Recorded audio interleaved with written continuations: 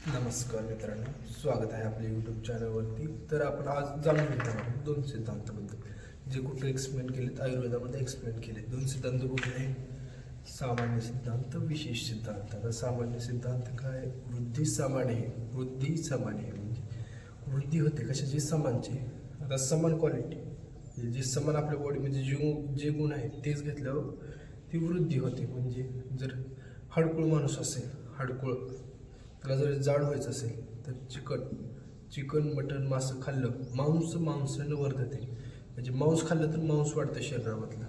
तसं आता जर कमी करायचं असेल, आपल्या शरीरामध्ये सारखं घाम येत असेल, सारखं स्वेटिंग होत असेल, सारखं घाम येते, पाणी सुटत असेल शरीराला, तर काय केलं पाहिजे?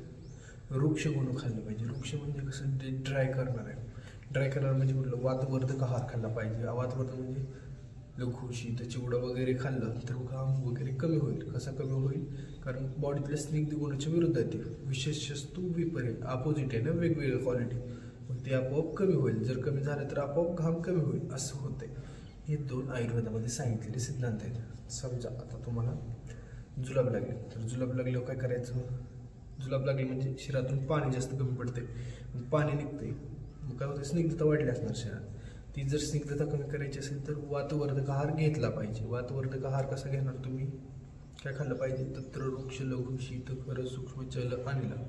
थंड खाऊ शकता, अनिल खाऊ शकता, कोरडं अन्न खाऊ शकता, हे सगळं खाऊ शकता तुम्ही। जर कॉन्स्टिपेशन झालं तुम्हाला, कॉन्स्टिपेशन म्हणजे संडास होईना, मलबद्धता झाली, जड संडास झाली, बाहेर येणं, तर काय करायचं? स्निग्ध अन्न खायचं। कुठलं? स्निग्ध, शीत, लक्षण, मृष्ण, स्थिर, म्हणजे एका जागेला बसून राहायचं म्हणजे कफ वाढते। कफ वाढलं तर काय होते? स्निग्धता वाढते।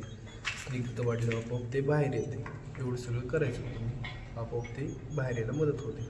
असं अन्न खायचं तुम्ही। परत एवढं सगळं सांगितलं आहे आयुर्वेदामध्ये। परत आयुर्वेदामध्ये काय सांगितलं आहे? जर तुम्हाला कोणताही आजार होत असेल, म्हणजे पहिल्यांदा निदान पहिल्यांदा लंघनम परमौषधम। काय पण झालं, ताप येऊ द्या, थंडी वाजू द्या, काही होऊ द्या, पहिल्यांदा लंघनम परमौषधम म्हणजे खायचं बंद करायचं, उपवास करायचा। लंघन करायचं म्हणजे उपवास करायचा, म्हणजे काय होईल? जे पण झाले ते कमी होईल, कमी प्रमाणात होईल। लंघन परमौषधम। आणि दुसरं काय करायचं? निदान परिवर्जन, म्हणजे काय ते कशामुळे झाले, त्याचं कारण काय, त्याच्या उलट करायचं। ते कारण करायचं नाही, ते अवॉइड करायचं। म्हणजे काय होतं? निदान परिवर्जन, लंघनम परमौषधम आणि निदान परिवर्जन। आपण पुढील व्हिडिओमध्ये वेगवेगळं जाणूनच घेणार आहोत की कसं काय काय होते नेमकं। पण वृद्धी सामान्य हे आणि परत विशेषस्तू विपर्याय हे दोन गुण खूप महत्त्वाचे आहेत। ह्याच्यासाठी तुम्हाला सांगितलं होते वाताचे गुण। वात कशामुळे वाढते? कसलं अन्न खाल्ल्यामुळं? कोरडं, तत्र वृक्ष, लघु हलकं अन्न, कोरडं अन्न, शीत थंड अन्न, खारट, सूक्ष्म लहान अन्न, हे खाल्ल्यामुळे काय होतं? वात वाढते। पित्त कशामुळे वाढते? सस्नेह, तीक्ष्ण, उष्ण। सस्नेह म्हणजे पित्त, स्नेहसोबत म्हणजे स्नेह कुठले? 3-4 महास्नेह, तेल, घृत, वसा, मज्जा। तेल, घृत म्हणजे तूप, वसा म्हणजे हाडाच्या आतमधलं मांस, मटण, ते हाडाच्या आतमध्ये असते ते, आणि मज्जा। हे सगळं खाल्ल्यानंतर काय होतं? आपलं स्नेहन होते। स्नेहन म्हणजे बॉडी जास्त जाड होते। हे चार जे जाड आहेत त्यांनी हे जास्त प्रमाणात नाही खाल्लं पाहिजे। तूप, तेल, वसा आणि मज्जा त्यांनी अवॉइड केलं पाहिजे। तीक्ष्ण, उष्ण म्हणजे जास्त तिखट नाही खाल्लं पाहिजे। तिखट खाल्लं तर पित्त वाढते, उष्ण खाल्लं तरी पित्त वाढते। हे सगळं तुम्ही लक्षात ठेवा। एवढं जर तुम्ही केलं, फॉलो केलं। आणि कफच कुठलं आहे? सस्नेह, तीक्ष्ण, कफच कुठलं आहे? स्निग्ध, शीत, स्निग्ध खायचं नाही जास्त, तूप तेल ती खायचं नाही, शीत थंड खायचं नाही जास्त।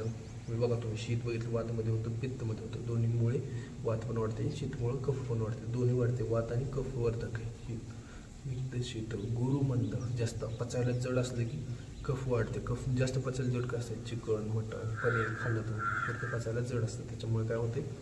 कफ वाढते। हे लक्षात ठेवा। स्निग्ध शीत, गुरुमंद, चिकट असतं ते चिकट चिपचिप, ते खाल्ल्यामुळे काय होतं? कफ वाढते।